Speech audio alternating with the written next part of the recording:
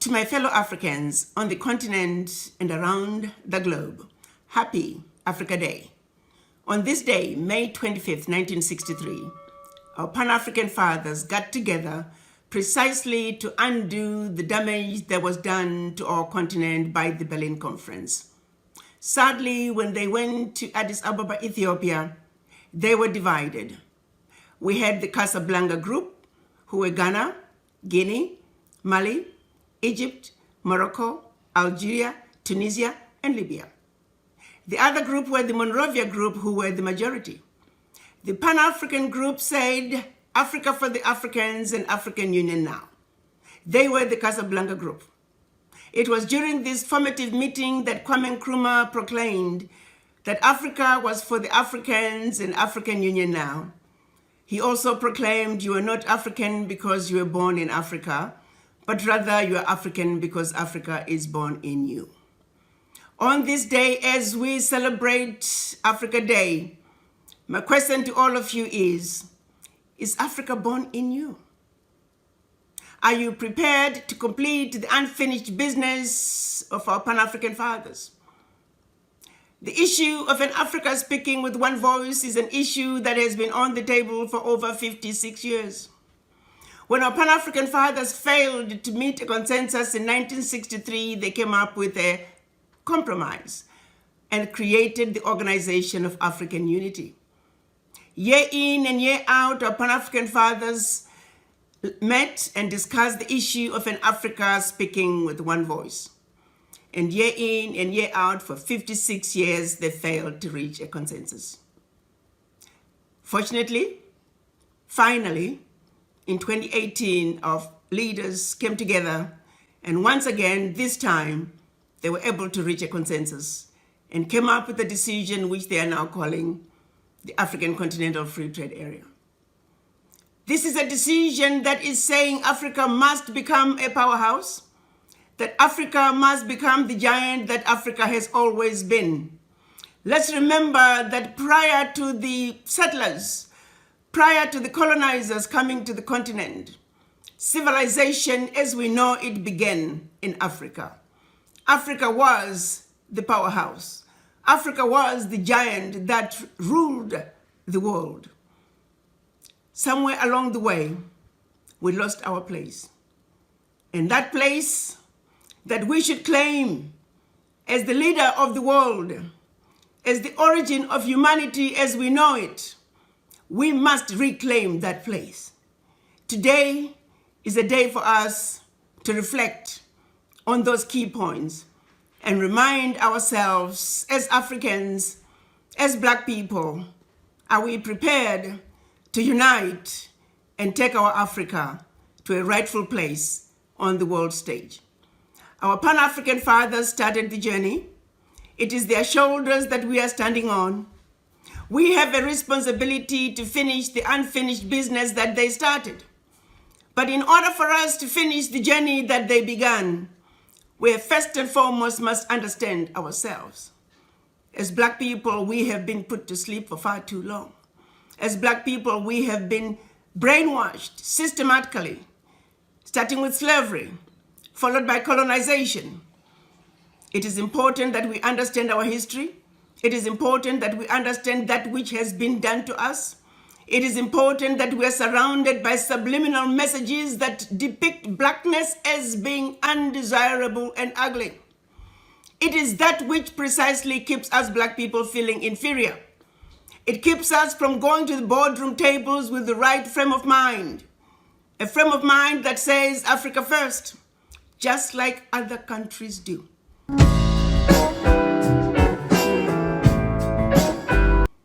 But it is precisely because we are suffering from the legacy of slavery and the legacy of colonization that we continue to struggle 136 years after the Berlin Conference.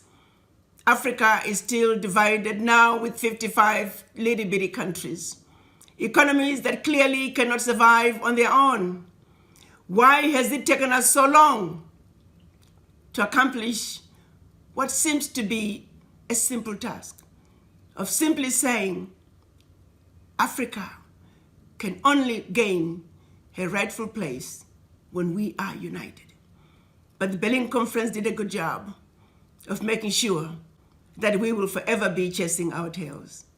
Today, as we celebrate Africa Day, may I remind all of you that for Africa to move forward, for Africa to be integrated, for the children of Africa to come together and speak with one voice, it starts with the mind.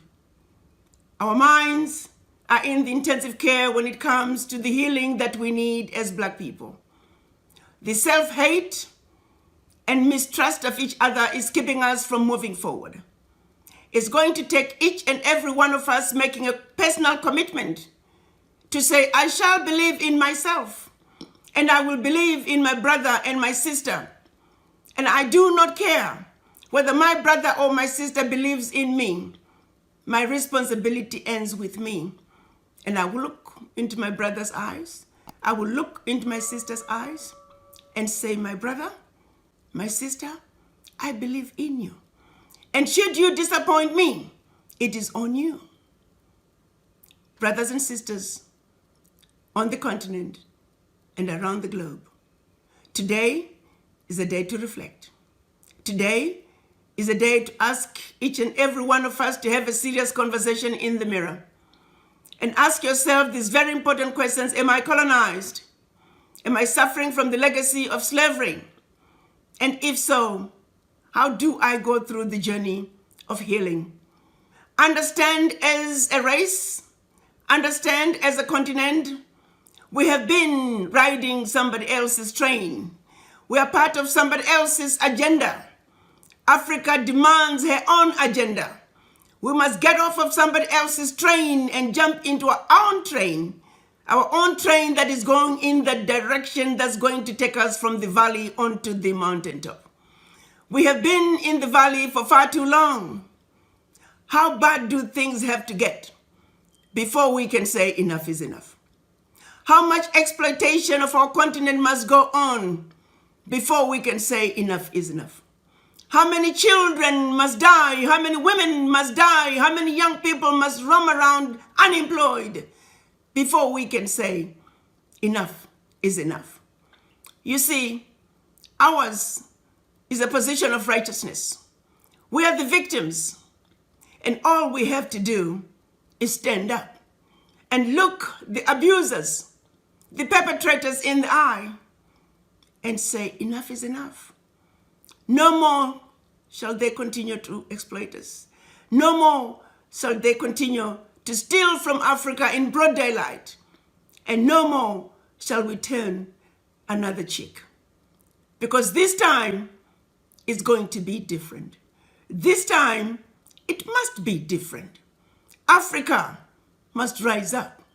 Africa must make a commitment to take Africa to her previous glory. Because Africa has everything Africa needs to be the leader of the new world. We've got all the natural resources we need.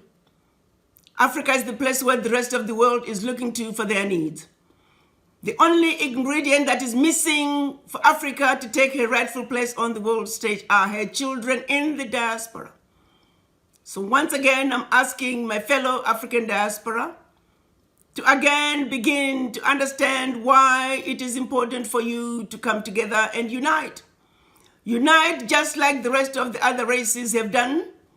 Living in this beautiful country of the United States, we're surrounded by examples of how other races have united, how they put their differences aside when it comes to their countries of origin.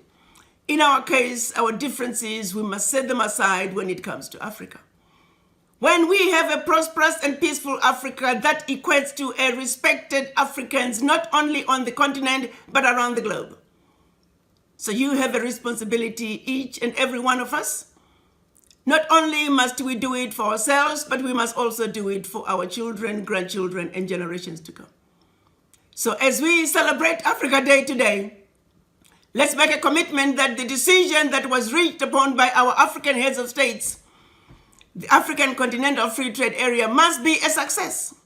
It is our only hope of seeing an Africa that is united, an Africa that is integrated, an Africa that is peaceful and prosperous, speaking with one voice, and an Africa that will occupy her rightful place on the world stage. African Continental Free Trade Area must be supported. Implementation is supposed to begin in January of 2021. I hope we all will make a commitment to support this very important, monumental decision, the decision that has been long awaited, the decision that is going to be our only hope if we are to ever complete the unfinished business that our Pan-African fathers started in 1963. I hope wherever our Pan-African fathers are, they can look upon us today and continue to smile, knowing that we have not forgotten, that we will continue to pick up where they left, that the job that they started will be completed. And the African Continental Free Trade Area is the answer. So let's all make a commitment to support the African Continental Free Trade Area. Let's all make a commitment to put our differences aside and commit to speaking with one voice